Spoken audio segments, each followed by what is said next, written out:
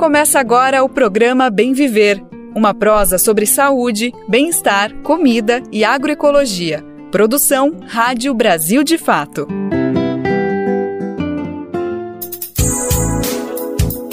E hoje é quinta-feira, dia 15 de agosto de 2024. Estamos chegando junto para mais uma edição inédita e fresquinha do Bem Viver, uma produção do Brasil de Fato. Como você sabe, na próxima 1 hora, nosso foco é debater todas as questões fundamentais para pensar uma sociedade mais justa e igualitária para todo mundo. Por isso, não sai da nossa pauta agroecologia, saúde, alimentação, cultura e, é claro, sem deixar de lado o quente do momento. A gente fala assim sobre política, economia, tudo que tá pegando fogo nesse Brasilzão.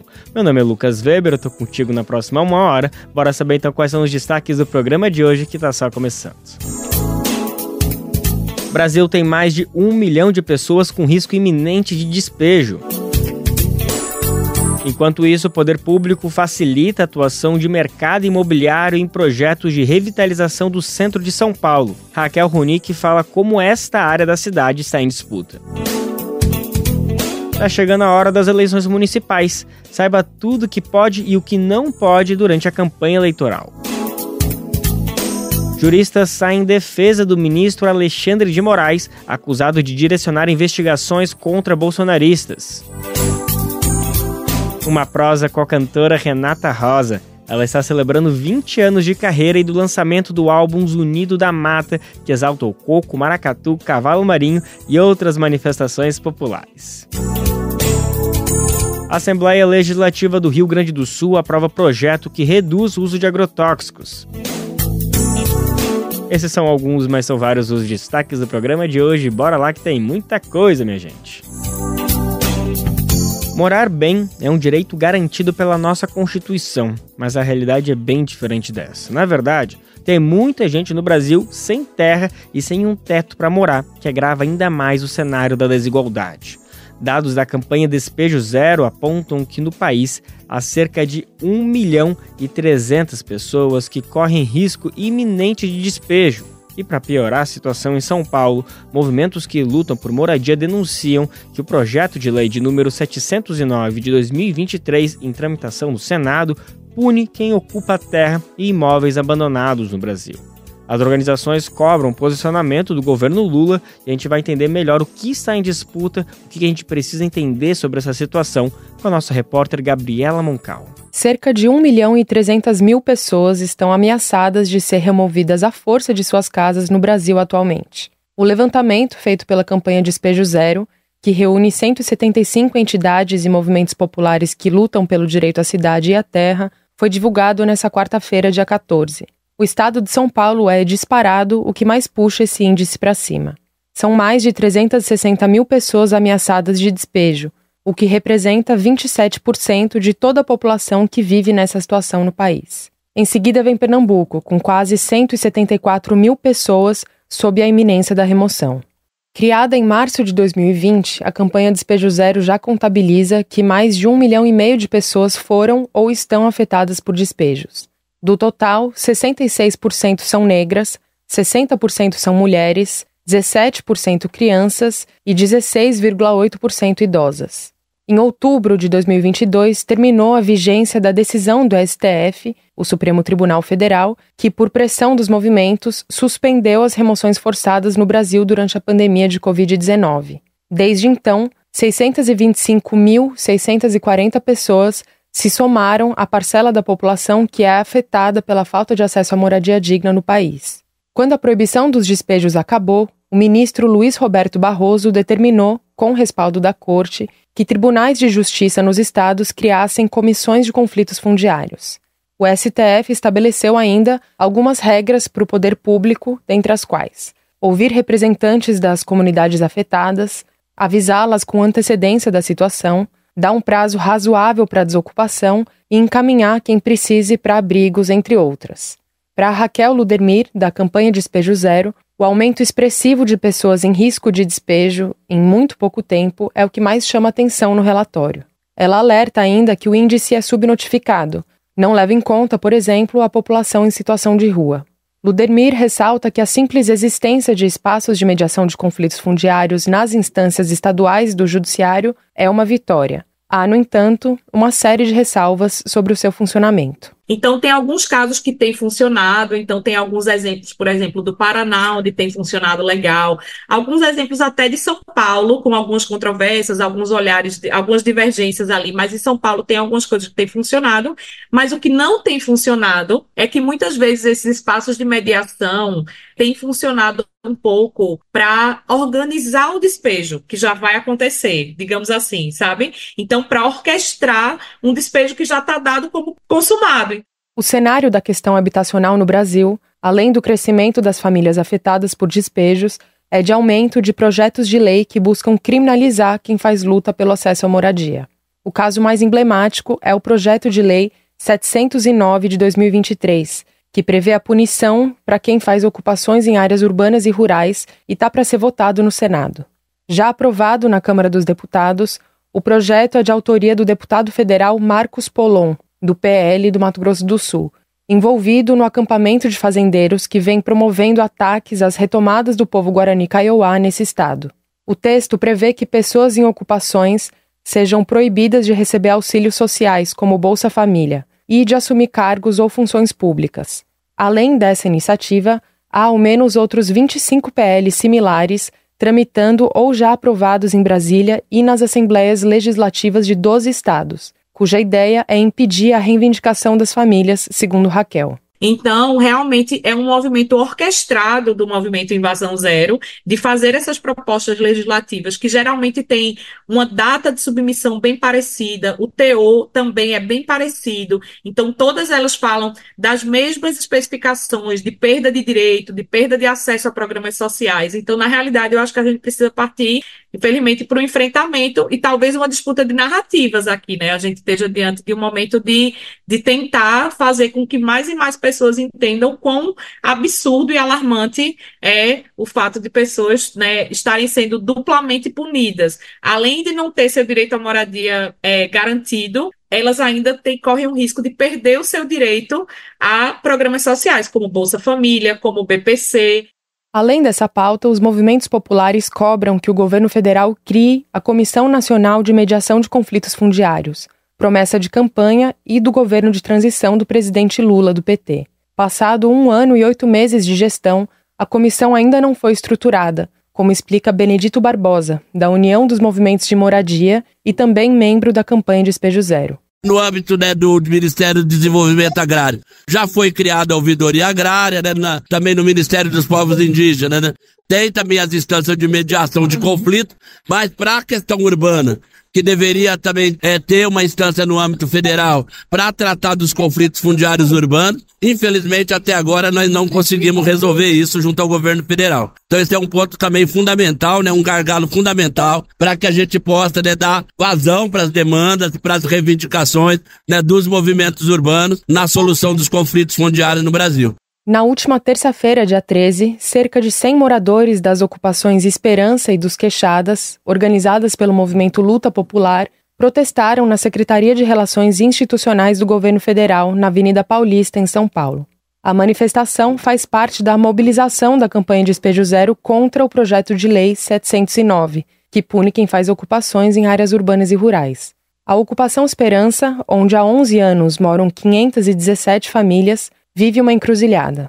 Para evitar o despejo pedido pelo proprietário do imóvel, que está no nome da empresa falida KJ de Jaqueline, é preciso que se avance a regularização fundiária. A empresa proprietária tem uma dívida de 6,1 milhões com a União. Segundo a Procuradoria Regional da Fazenda Nacional, existe a possibilidade de adjudicação do imóvel, ou seja, que a União se aproprie do terreno em troca da dívida para destiná-lo para habitação popular. Para que essa alternativa avance, no entanto, é preciso que a Secretaria Nacional das Periferias emita um parecer manifestando interesse no imóvel. As famílias da Esperança aguardam há cerca de 3 meses essa posição do governo federal. Da Rádio Brasil de Fato, Gabriela Moncal. E esse dado da campanha Despejo Zero revela que o espaço urbano está em disputa permanente no Brasil. A cidade de São Paulo é um exemplo dessa tensão. Enquanto alguns bairros desfrutam de uma boa infraestrutura, serviços públicos, outras estão completamente abandonadas, sem zeladoria e em condições precárias. Acontece que muitas vezes esse abandono, adivinha só, é planejado, é isso mesmo. Essa semana, olha só, o Brasil de Fato entrevistou a arquiteta urbanista Raquel Ronick e ela foi categórica. Política de moradia em São Paulo é, abre aspas, máquina de produção de sem-teto, fecha aspas. Quem conversou com ela foi a nossa repórter Beatriz Ramos e a gente separou um trechinho do que a Raquel comenta sobre um histórico de planos e programas de revitalização do centro, um conjunto de ideias que, no fundo, serve apenas para a prefeitura abrir caminho para o mercado imobiliário diante das inúmeras burocracias que cercam os imóveis do centro de São Paulo. Eu acho que é bem importante, quando a gente fala de centro, entender o quadro mais amplo, assim, para complexificar a situação. O centro da cidade de São Paulo, especialmente região de Sé República, era historicamente a centralidade da cidade, o centro da cidade, das classes médias e altas. Era o lugar elegante das lojas bacanas, das atividades culturais, dos restaurantes, etc. Isso aí desde o finalzinho do século XIX era isso. E isso começou a mudar.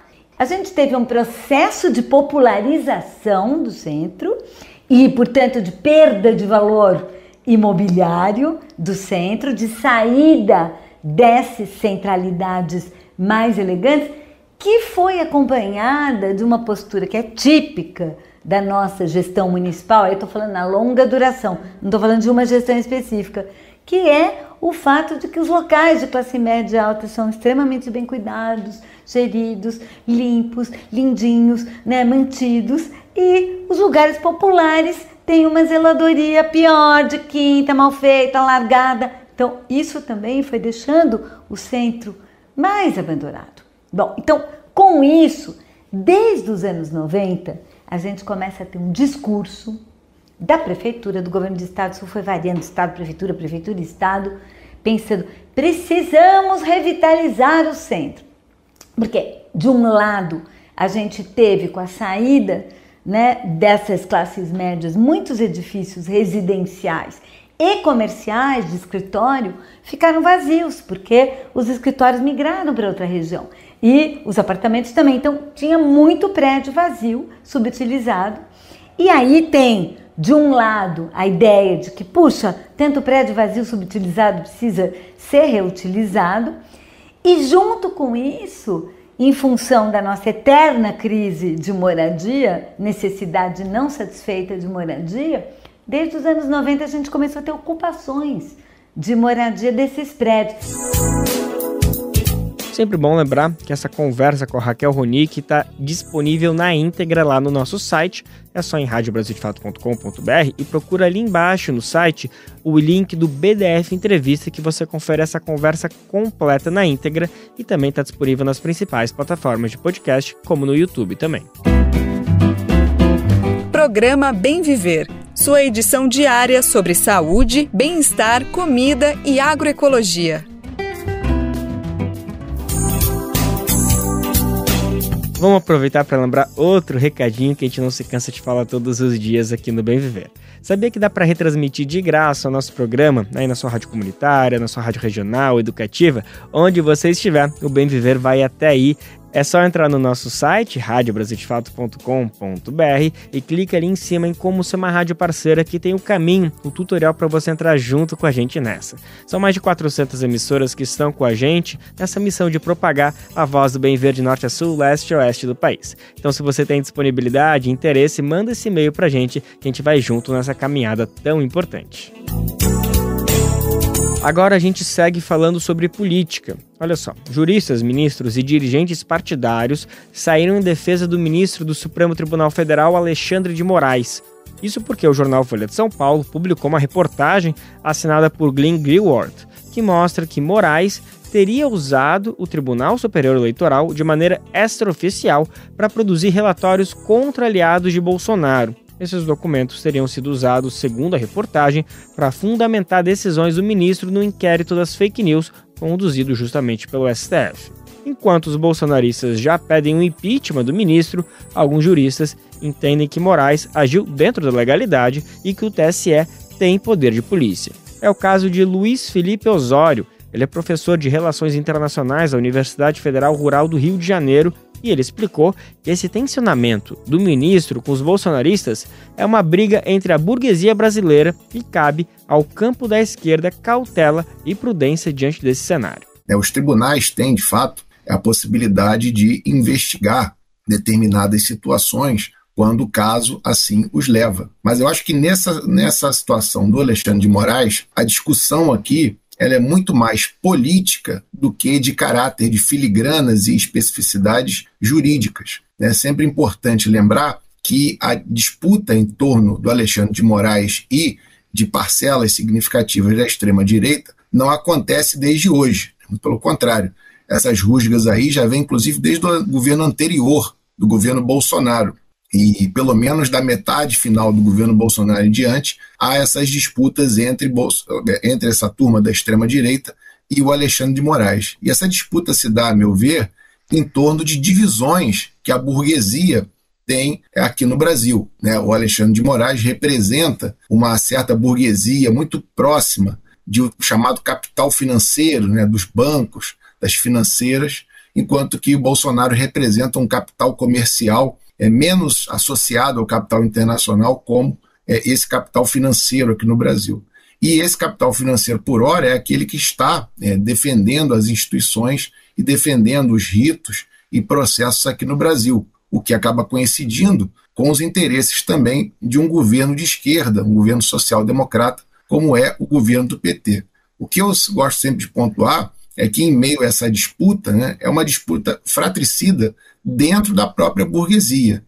E cabe à esquerda brasileira estar sempre muito atenta a isso, para não acabar fazendo uma leitura política equivocada e tomando o lado errado dentro dessa situação.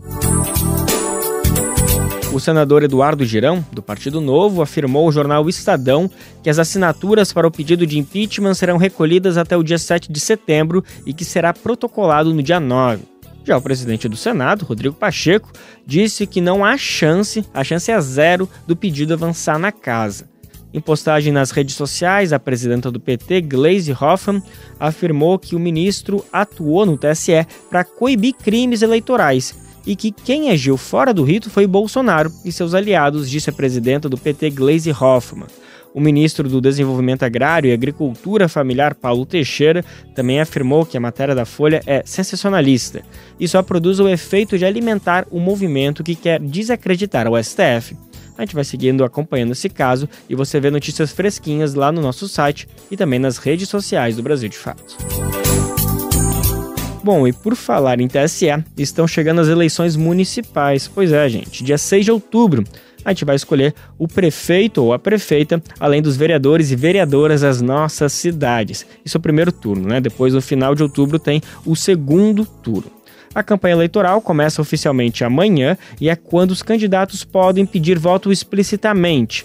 Mas não pode ser de qualquer jeito não, tem regras específicas sobre esse debate e a nossa repórter Letícia Holanda está aqui para explicar melhor para a gente como funciona a campanha eleitoral. A partir desta sexta-feira, dia 16, começa a campanha eleitoral nos municípios para as eleições de 2024. É quando o eleitor ouvirá as propostas dos candidatos no rádio, na TV, na internet, alto-falantes, folhetos e adesivos. Mas a grande preocupação dos tribunais regionais eleitorais é com o uso da inteligência artificial como arma de desinformação. Preocupado com o uso inadequado da tecnologia nas campanhas eleitorais, o TSE desenvolveu o Sistema de Alerta de Desinformação Eleitoral, com o intuito de combater notícias falsas e manipulação de conteúdos. Sem leis que regulamente o uso da inteligência artificial no país, o TSE aprovou em março deste ano uma resolução com regras para a utilização da ferramenta nas propagandas eleitorais. Caso o candidato recorra a esse tipo de tecnologia, o conteúdo deve estar sinalizado com um alerta informando o uso da inteligência artificial. O mesmo vale para imagens e vídeos criados pela tecnologia. Se as peças forem de rádio, o ouvinte também deve ser informado na locução caso haja sons criados por inteligência artificial. As regras do TSE trazem ainda a proibição da chamada deepfake, ou o uso de conteúdos produzidos artificialmente para prejudicar ou favorecer uma candidatura. São proibidos, por exemplo, vídeos que alterem ou substituam a voz ou ainda a imagem de outras pessoas. Em todos os casos, se houver comprovação do descumprimento das regras, a propaganda deve ser tirada de circulação, seja por ordem judicial ou por iniciativa de plataformas e redes sociais. Em algumas situações, pode ocorrer a cassação de registro de candidatura. Qualquer cidadão pode utilizar a ferramenta que está no portal do Tribunal Superior Eleitoral para denunciar irregularidades. Basta entrar no site tse.jus.br. Repetindo, tse.jus.br. Preencher o formulário e indicar qual o tipo de denúncia, podendo ser desinformação, discurso violento ou odioso, disparo em massa, entre outros. O órgão também trabalha em parceria com outros tribunais para desenvolver novas estratégias e soluções tecnológicas para a retirada de conteúdos falsos do ar. Entre elas, o SOS Voto, que é o Disque Denúncia do TSE e que vai apurar relatos inverídicos sobre o processo eleitoral nas redes sociais. Da Rádio Brasil de Fato, com reportagem de Amanda Sobreira, em Fortaleza, locução Letícia Holanda. Da política a gente segue para a economia, mas com muitas nuances políticas também. É que nessa quarta-feira, em Brasília, servidores protestaram contra a PEC 65, que dá independência total ao Banco Central. O ato contou também com críticas ao atual presidente do banco, Roberto Campos Neto. Indicado por Bolsonaro, ele tem sido criticado pelo comportamento em relação à taxa de juros e por tentar dificultar o plano econômico do atual governo. Campos Neto também é criticado por declarações políticas. Ele é cogitado, por exemplo, para ser um eventual ministro de um provável governo Tarcísio de Freitas, caso ele concorra e vença as eleições de 2026. Tudo um mundo das hipóteses, mas é importante a gente ter isso em vista.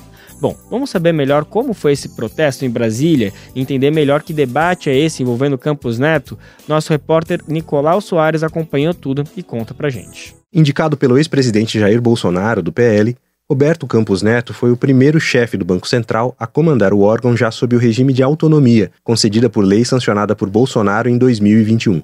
Por conta dessa lei, ele também foi o primeiro presidente do BC a manter seu cargo mesmo depois de uma mudança de governo. Campos Neto tem mandato à frente do Banco Central até o final deste ano, e o atual presidente, Luiz Inácio Lula da Silva, do PT, não pode tirá-lo de lá antes disso. Faltando pouco mais de 4 meses para ele perder o posto mais alto do órgão que controla a taxa básica de juros, entre outras coisas, ele reforçou sua agenda política em busca de uma marca e de um futuro. A Comissão de Constituição e Justiça do Senado avalia uma PEC, uma proposta de emenda à Constituição, que visa ampliar a autonomia do BC, ideia apoiada por Campos Neto. Essa PEC pretende transformar o BC em uma empresa pública, assim como os Correios e a Petrobras. Dessa forma, o órgão regulador e fiscalizador do Sistema Financeiro Nacional se tornaria independente do Orçamento Federal.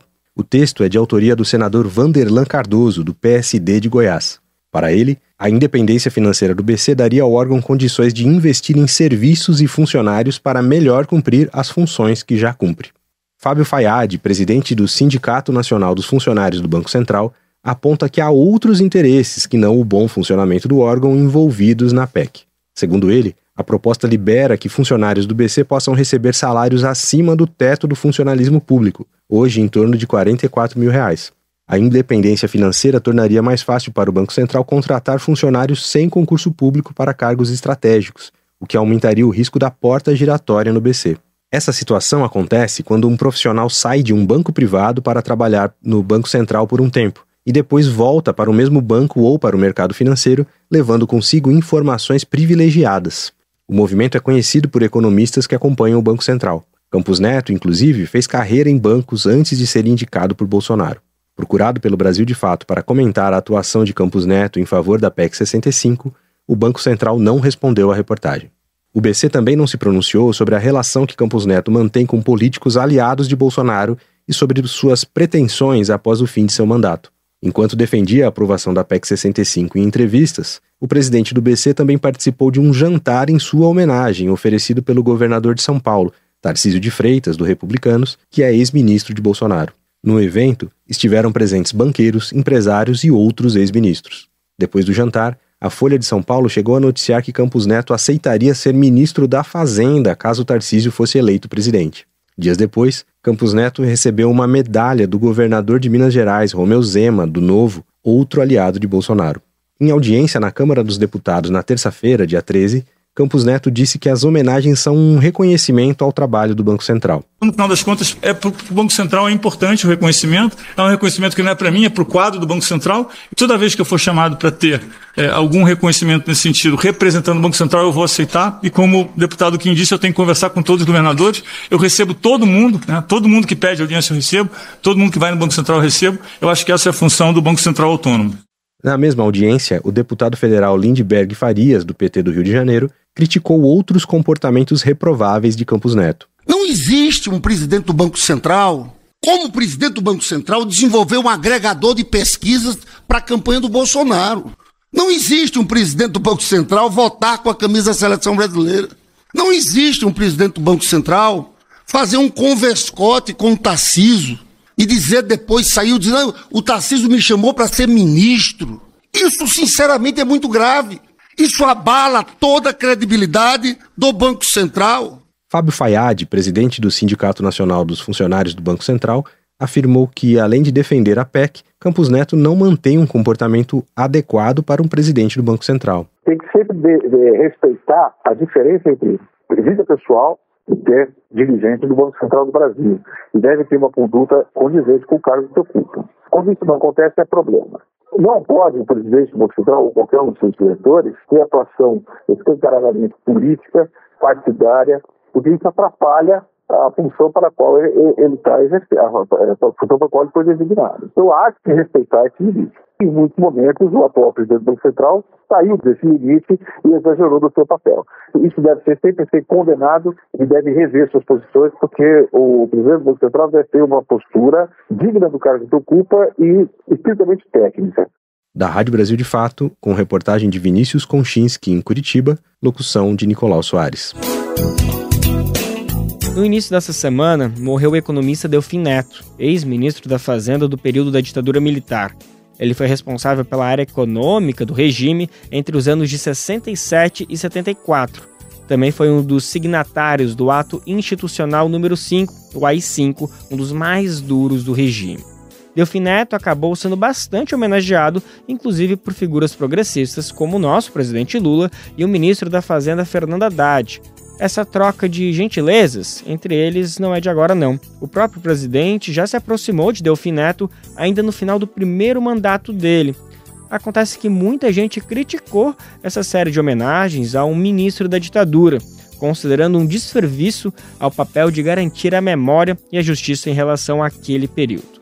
Uma dessas pessoas foi o jornalista e escritor Frei Beto, que afirmou numa entrevista ao Central do Brasil, essa parceria do Brasil de Fato com a TVT, que Delfim Neto não merecia receber nenhuma homenagem. Figuras como Delfim Neto e todos aqueles que participaram, apoiaram a ditadura, não merecem nenhuma admiração da nossa parte, sabe? Não merecem nenhuma consideração como pessoas democratas, como pessoas éticas, como pessoas que realmente ajudaram a fazer um Brasil melhor. Pelo contrário, foram figuras nefastas e que merecem, sabe, o lixo da história, porque nós precisamos depurar a nossa história, que está cheia de torturadores, opressores, matadores, como até os bandeirantes paulistas, né, que é a versão barroca do Esquadrão da Morte Rural.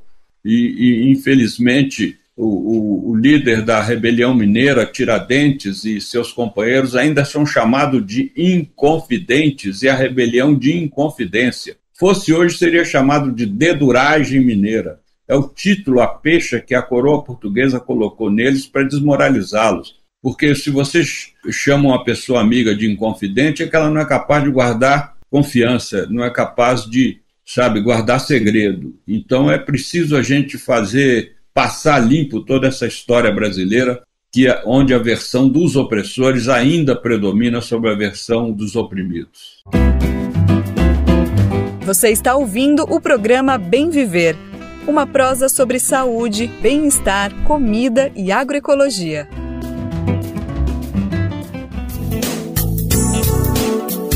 Gente, para ninguém esquecer, o nosso programa vai ao ar de segunda a sexta-feira, sempre a partir das 11 horas da manhã, para o mundo inteiro nos ouvir pela internet. Logo depois, a vez da nossa parceira de primeira hora, a RBA, Rádio Brasil Atual, transmitiu o nosso programa aqui em São Paulo pela 98,9 FM. Lembrando que o Bem Viver também fica disponível no site para você ouvir a hora que você quiser e também nas principais plataformas de podcast, como Spotify, Deezer, iTunes e Google Podcast. E ainda aproveitando esse ensejo de falar de alguns recadinhos importantes, tem outra coisa muito bacana que dá um orgulho enorme pra gente falar por aqui. Tem episódio novo do Radinho BDF, gente. O tema da edição mais recente é sobre a primeira menstruação, tema que infelizmente ainda é coberto de tabu. Quem vai explicar melhor pra gente do que trata esse novo episódio é a produtora do programa, a nossa querida Letícia Holanda. Conta pra gente, Lê. Ei, Lucas, tudo bem? Bom estar por aqui de novo no Bem Viver. No episódio do Radinho BDF dessa semana, a jornalista e apresentadora Camila Salmásio conversa com meninas de diferentes regiões do país sobre a chegada da primeira menstruação e a necessidade de quebrar tabus sobre o tema. As meninas compartilham experiências femininas e como foi o processo dessa nova fase da vida delas. Também participa deste episódio a psicóloga e especialista em sexualidade humana, Elânia Francisca, fundadora do Espaço Puber em São Paulo, que promove educação em saúde adolescente e capacita jovens para serem educadores populares. Elânia alerta para os riscos da desinformação, assim como a importância de ampliar o debate sobre a menstruação para os meninos. Vamos ouvir um trechinho? A primeira vez eu tava passeando com a minha avó e a gente ficou num lugar. Aí eu cheguei no banheiro, aí eu do nada percebi que eu tava sangrando, eu comecei a surtar, chorar, pensando que minha vida tinha acabado. Porque eu não... Essa é a Bia, ela tem 12 anos, mas tinha 11 quando menstruou pela primeira vez. Aí minha avó falou, parabéns, você virou mocinha. E eu chorando, me debrulhando em lágrimas. Aí eu cheguei em casa, minha avó foi comprar sorvete, fiquei sozinha em casa. Minha avó contou pra minha mãe ligou pra mim falando, Bia, você virou mocinha. Tirei minha avó. Eu comecei a ficar desesperada. Mas minha mãe e minha avó me ajudaram bastante nesse quesito. Eu achei muito engraçado. Elas falaram a mesma frase no mesmo dia sobre esse assunto. Você virou mocinha. Essa frase é bastante usada pelas nossas mães, tias e avós. É isso, Lucas. Não deixem de ouvir o episódio do Radinho BDF dessa semana, que está disponível nas principais plataformas de streaming. Grande abraço! Pronto, está feito o convite, mais um episódio imperdível. Obrigado, Letícia Holanda, pelo recado. Lembrando, então, que o Radinho BDF está disponível também nas plataformas de podcast e você encontra lá no nosso site com uma matéria em texto para entender melhor e ajudar na repercussão desse programa tão fabuloso que é para ouvir com a família inteira. Viva o Radinho BDF! E agora uma notícia super importante e empolgante que vem do sul do Brasil. A Assembleia Legislativa do Rio Grande do Sul aprovou um projeto de lei essa semana que institui a Política Estadual de Incentivo à Agricultura Regenerativa, Biológica e Sustentável. Que nome bonito! O projeto, de autoria do deputado Adão Preto, do PT, contou com colaboração de agricultores, pesquisadores das universidades federais de Santa Maria e Pelotas, além de entidades ligadas ao campo. Grande parte desses colaboradores tentam construir um novo modelo de agricultura, sem agrotóxicos e sem a exploração capitalista da terra. Nosso repórter Rodrigo Gomes acompanha o tema e explica pra gente esse avanço super importante. A Assembleia Legislativa do Rio Grande do Sul aprovou nesta terça-feira, dia 13, o projeto de lei 104 de 2023, de autoria do deputado Adão Preto Filho, do PT. O projeto institui a Política Estadual de Incentivo à Agricultura Regenerativa, Biológica e Sustentável. A proposta foi elaborada com apoio de agricultores e pesquisadores das universidades federais de Santa Maria e de Pelotas e entidades ligadas ao campo.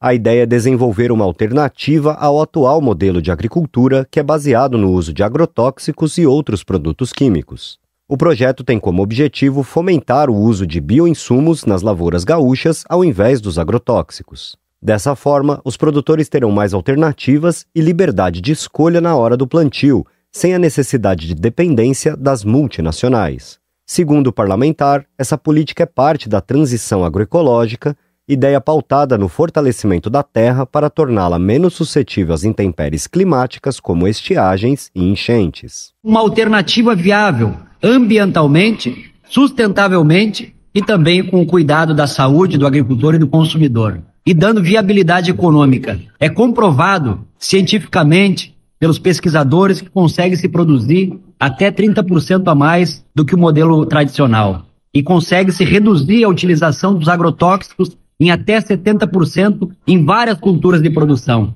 Então, é um projeto extremamente importante para dar resiliência ao nosso meio ambiente e também dar autonomia aos nossos agricultores. Nós queremos que os nossos produtores consigam produzir o seu insumo na propriedade, através de cooperativas ou através de associações de agricultores ou de forma individual.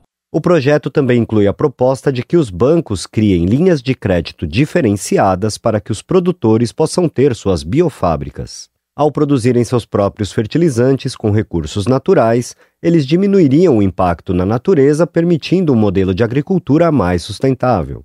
O projeto segue agora para a sanção do governador do estado, Eduardo Leite, do PSDB. Da Rádio Brasil de Fato, com informações da redação em Porto Alegre, locução Rodrigo Gomes. Gente, excelente iniciativa do Rio Grande do Sul. A gente precisa realmente estimular esse modelo mais sustentável, saudável e que respeita os trabalhadores e trabalhadoras. Recentemente, a gente entrevistou aqui no Bem Viver, no Brasil de Fato, melhor dizendo, a pesquisadora Larissa Bombardi. Ela é autora do livro Agrotóxicos e Colonialismo Químico. E ela foi precisa. O modelo do agronegócio não alimenta a população brasileira, não coloca comida saudável na nossa mesa. Então, iniciativas como essa do Rio Grande do Sul são promissoras, um fio de esperança de que a gente pode sim alcançar um modelo de fato sustentável e saudável. Já não te esperava mais, tu chegaste como um dia adiando luz. Vieste vestido de pedraria, bicho da seda tecia a seda da minha nágua. Na mágoa, um barco de pescaria e na janela do dia. Olinda erguida de dentro d'água. Na janela do dia. Olinda erguida de dentro d'água. Na janela do dia. Olinda erguida de dentro d'água. Na janela do dia. Olinda erguida de dentro d'água. Vieste vestido de pedraria, bicho da seda tecia a seda da minha nágua. Mamágua tornou-me as tardes vazias que a saudade tingia. Olinda erguida de dentro d'água. E a saudade tingia. Olinda erguida de dentro d'água. E a saudade tingia. Olinda erguida de dentro d'água. E a saudade tingia. Olinda erguida de dentro d'água. Vieste vestida de pedraria, bicho da seda tecia a seda da tua nágua. na mágoa, um barco de pescaria e na janela do dia. Olinda erguida de dentro da água. Na janela do dia. Oi, na janela do dia. Oi, na janela do dia. Oi, na janela do dia. Oi, na janela do dia. Oi, na janela do dia. Dentro d'água. Me deste cada flor que tu colhias e os teus olhos teciam a seda da minha nágua. Que mágoa tornou-me as tardes vazias e a saudade tingia. Oi, a saudade tingia. Oi, a saudade tingia. Oi, a saudade tingia. Oi, a saudade tingia. Vieste vestido de pedraria, bicho da seda tecia a seda da minha nágua. Que mágoa tornou as tardes vazias e a saudade tingia. Oi, a saudade tingia. Oi,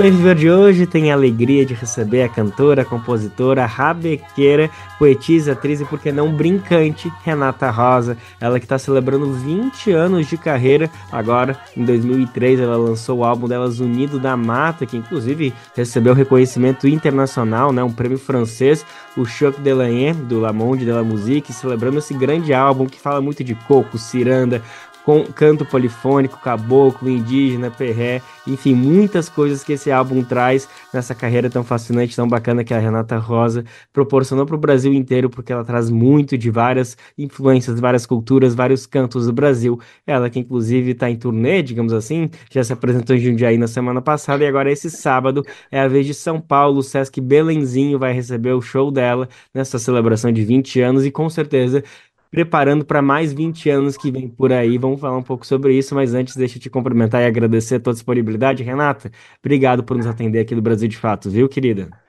Lucas, prazer, viu? Obrigada pelo convite, é um prazer estar aqui. Que ótimo, vamos falar, o prazer é todo nosso, vamos falar um pouquinho então sobre esse show, mas antes deixa eu até trazer essa provocação que eu trouxe para a abertura, já levar para ti, 20 anos de celebração e também uma preparação para mais 20 anos que vem por aí. Queria te entender como que você está chegando nesse momento da carreira, depois de já ter consolidado muita coisa, né, internacionalmente inclusive, mas trazendo muitas dessas raízes brasileiras de diversos cantos, e agora tu chega nesse momento aí representando esse trabalho, mas olhando para frente ou tentando reunir tudo isso, porque inclusive é o momento de lançar o EP, né, o vinil, melhor dizendo, dos Unidos da Mata. Então tá tendo uma redescoberta desse álbum. A ideia é consolidar essas bases ou também preparar terreno para mais coisas que vem por aí, Renata?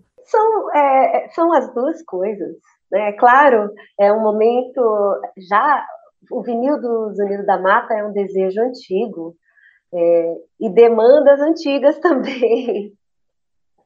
Mas, enfim, houveram outras prioridades e quando começaram a se aproximar todas essas datas, falei, não, vai ser o momento, então, para a gente fazer o vinil, revisitar, reencontrar a obra como um todo, né? Que não é só a música, mas muito da música, mas também muito da arte, você se relaciona. Então, foi. Agora também, isso é paralelo ao mesmo tempo e que também se alimenta um do outro, de novos projetos. Eu estou trabalhando no meu disco novo, então gravo agora em outubro.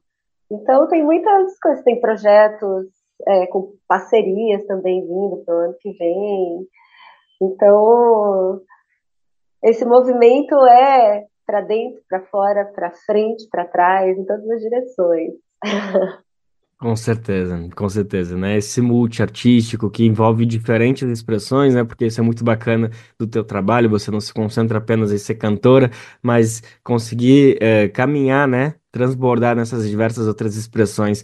Renata, fala um pouquinho então desses 20 anos do álbum dos Unidos na Mata. Como que foi essa decisão de lançar um álbum que manifesta tanto dessas culturas populares, desses ritmos nascedouros, genuinamente brasileiros, e que de certa forma se afasta um pouquinho dessa música mais comercial, né? Dessa música mais universal que a gente conhece, que é mais preparada assim, né, para lançar nas principais plataformas, no streaming, tal. Você traz muito de algo que vem de antes, um ancestral que conversa com muitas canticos populares, manifestações desse tipo. Fala um pouquinho de como foi essa decisão. Foi algo natural para ti? Você pensou, veio uma provocação? Não foi uma decisão. Eu acho que isso foi consequência das minhas bases de formação, da minha relação com os brinquedos que eu brincava na época, alguns que eu ainda brinco. Então, primeiro, eu estava muito na Zona da Mata, norte de Pernambuco. Então, tocando cavalo marinho com o seu Luiz Paixão, que é meu mestre de rabeca, no cavalo marinho, boi brasileiro, de rock, brincava. No maracatu, Estrela de Ouro de Aliança, da Xande Camará, de Mestre Batista, então com o Mestre Zé Duda, era dama do cacho, também improvisava poesia nos sambas. Então, os cocos, né? Tanto o coco ali no Engenho, quanto o coco do Baixo São Francisco, mais o pagode alagoano, onde eu também passava muito tempo. Já mais antigo na minha vida, né? Que eu cheguei lá no comecinho dos anos 90, e convivi sempre com muitos amigos do povo Cariri-Chocó, então que tem uma tradição de canto, e canto ritual, de canto polifônico incrível.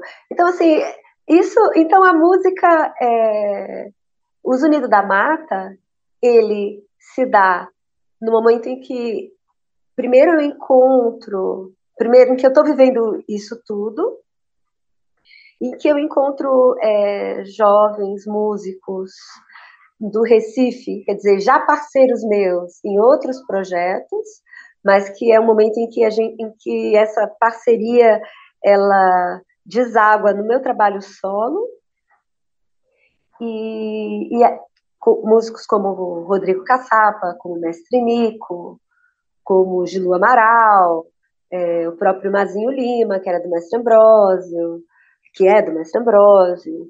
Então, Éder Rocha, né, que fizeram produção musical, a Ciba, que participa também, Mestre Luiz Paixão, né? Então, o encontro dessas pessoas que viviam coisas muito semelhantes, dialogavam já nessas outras linguagens, nessas outras formas mais tradicionais. E quando eu comecei a compor e também trabalhar com composições de parceiros meus, Os Unidos da Mata, ele vem do resultado dessas vivências, né? Do que a gente vivia mesmo.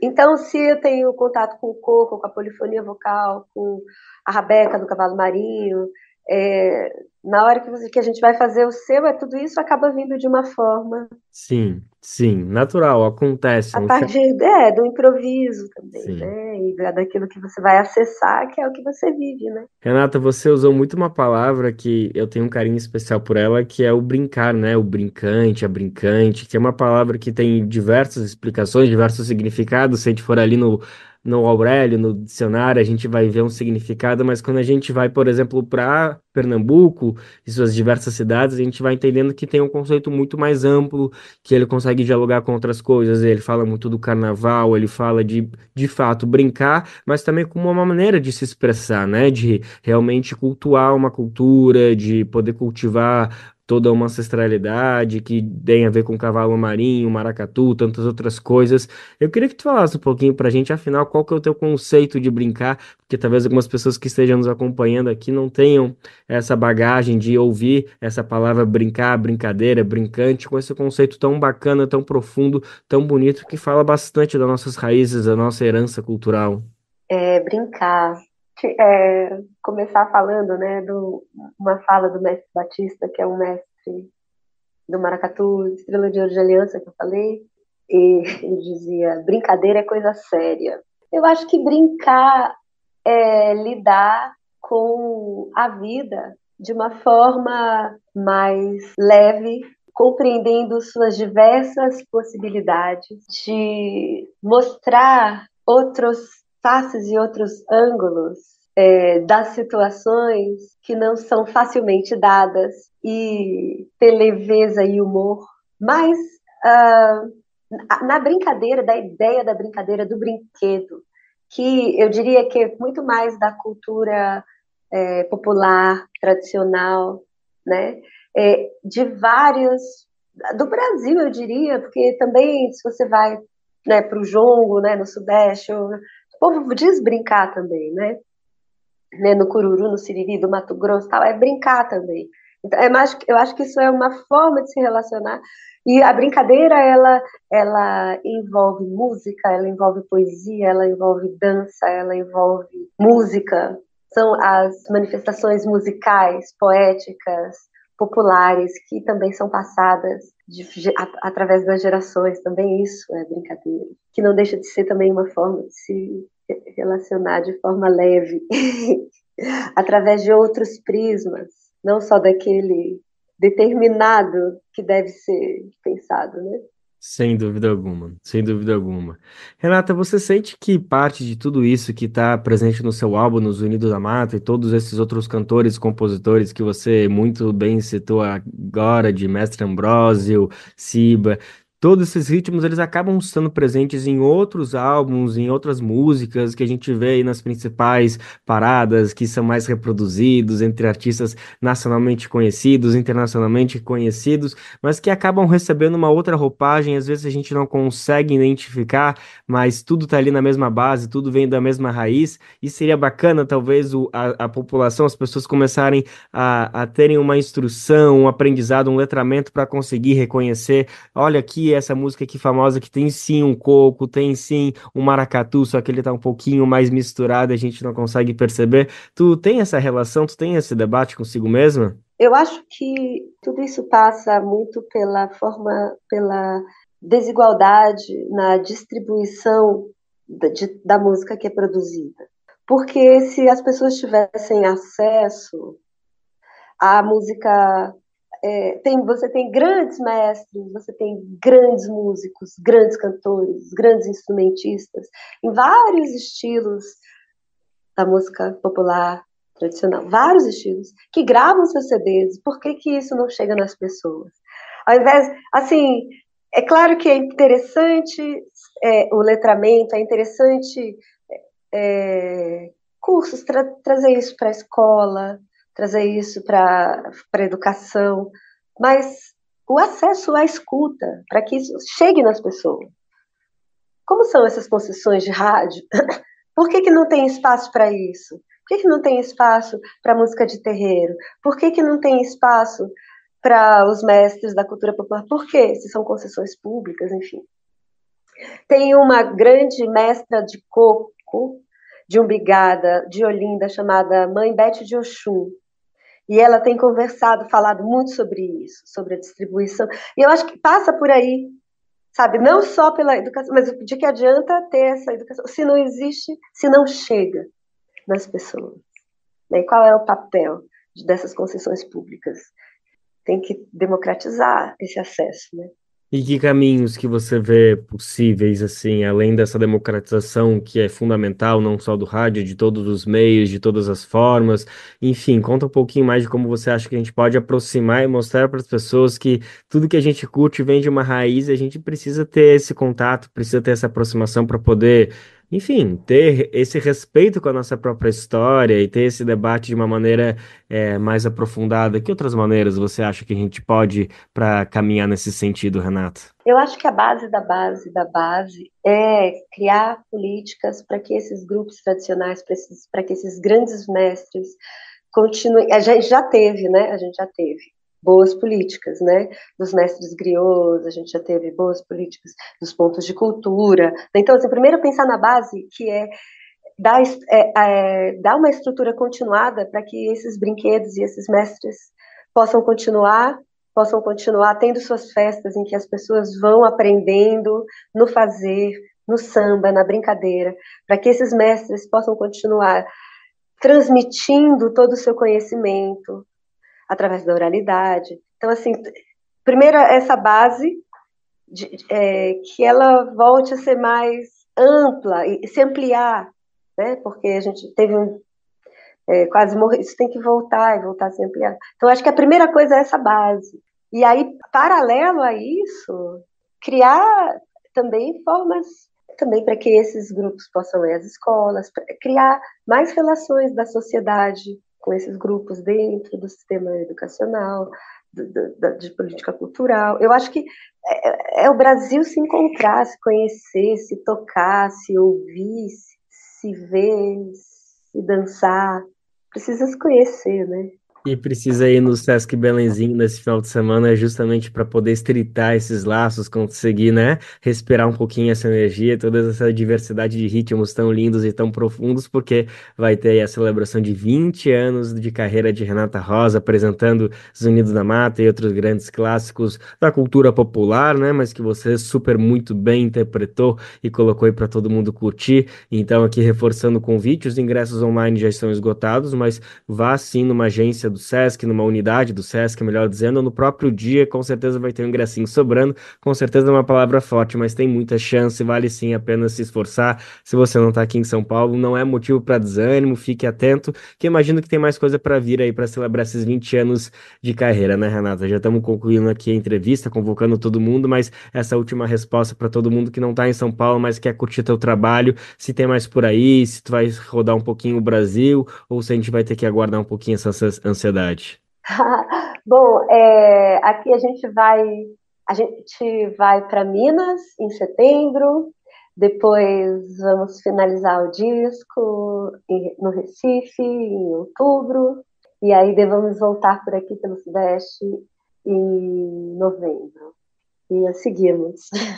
Pronto, tem agenda sim, tem motivo para todo mundo ficar esperançoso e feliz. Quem está aqui em São Paulo, não perca a oportunidade então de prestigiar esse álbum muito bacana que vai estar sendo entoado com muito vigor e muita cultura e muita raiz lá no Sesc Belenzinho. Renata, mais uma vez, muito obrigado pela disponibilidade de atender a gente, viu? Nossa, muito obrigada pelo convite, Lucas. Essa foi a Renata Rosa e a gente encerra então essa entrevista se lembrando mais um pouco de Zunido da Mata.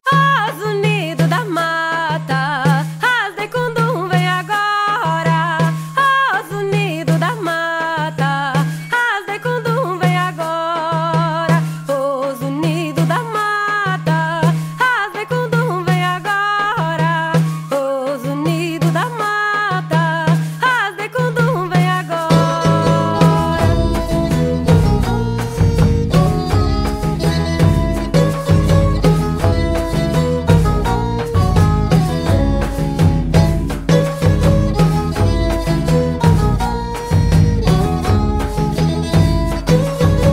Asdecundum vem agora.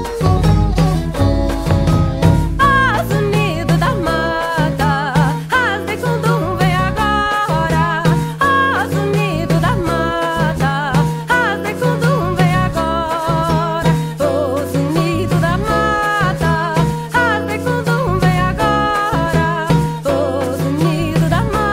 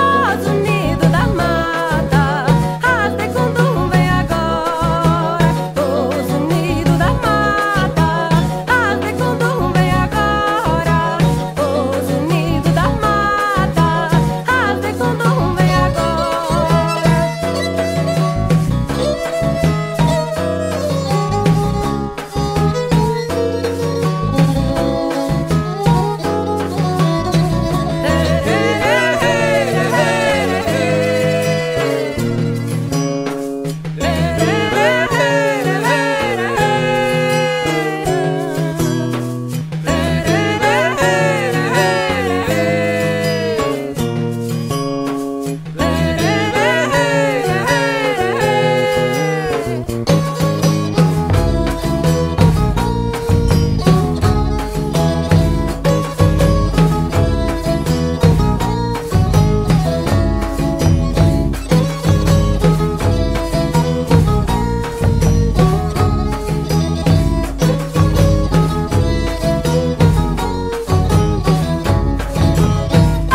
Zunido da Mata, Asdecundum vem Zunido da Mata, Asdecundum vem agora.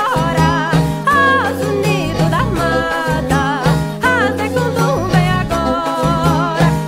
Zunido da Mata, Asdecundum vem. E assim, a edição do Bem Viver de hoje fica por aqui. Amanhã estamos de volta, sexta-feira, para fechar mais uma semana juntos. Sempre a partir das 11 horas da manhã você confere o nosso programa para o mundo inteiro nos ouvir pela internet por meio da radiobrasildefato.com.br. Logo depois, a vez da nossa parceira RBA, a Rádio Brasil Atual 98,9 FM, transmitiu o programa aqui em São Paulo.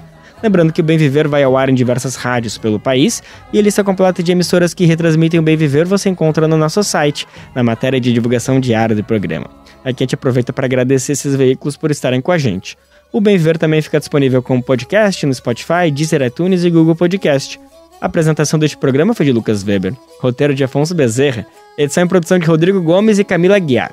Trabalhos técnicos de Lua Gattinone, Edson Oliveira e André Paroche. Coordenação de Rádio e TV Muniz e Ravena. Diretora de programas de áudio Camila Salmásio. Direção executiva Nina Fidelis. Apoio a toda a equipe de jornalismo do Brasil de Fato. Até amanhã, gente. Tchau, tchau. Você ouviu o programa Bem Viver, uma prosa sobre saúde, bem-estar, comida e agroecologia. Produção Rádio Brasil de Fato.